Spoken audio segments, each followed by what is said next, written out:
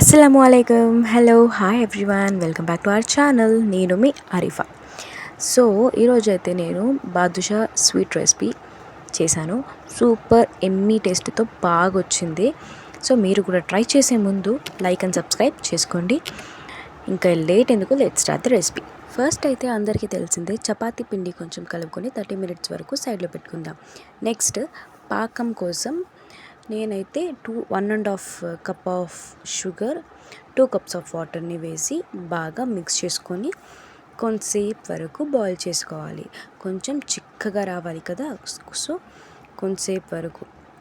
Next ఇలా yellow food కలర్ని కూడా వేసి ఒక 10 మినిట్స్ వరకు ఇలా జిడ్డుగా కొంచెం వచ్చేంత వరకు చేసుకొని మనం దాన్ని కూడా చల్లారనివ్వాలి.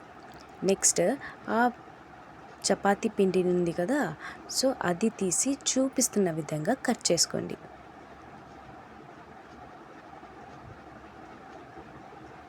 ఇలా కట్ చేసుకొని 2 హ్యాండ్స్ మధ్యలో పెట్టి ఇలా థంబ్ ఫింగర్తో మనం షేప్ అనేది క్రియేట్ చేసుకోవాలి. ఇలా చేసుకున్నాను నేనైతే.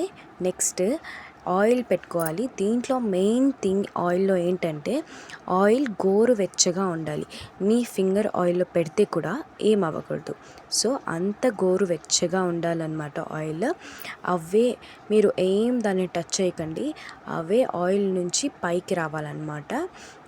సో కొంచెం టైం పడుతుంది, ఒక 10-15 మినిట్స్ స్లోగా ఇదే కుక్ అవుతూ ఉండాలి. 10-15 మినిట్స్ తర్వాత ఈ షేప్లోకి, ఈ కలర్లోకి అయితే వచ్చేస్తాయి మనకి. అంతే అండి, సింపుల్ రెసిపీ. ట్రై చేయండి మీరు. ఇప్పుడు దీన్ని మనం పాకంలోకి వేసేయాలి.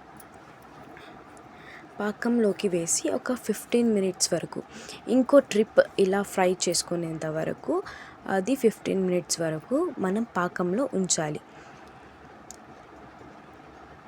సో 15 మినిట్స్ తర్వాత మీరు దానిపైకి ఇలా చేస్తూ ఉంటే లోపల వరకు షీరా అనేది, పాకం అనేది వెళ్తుంది.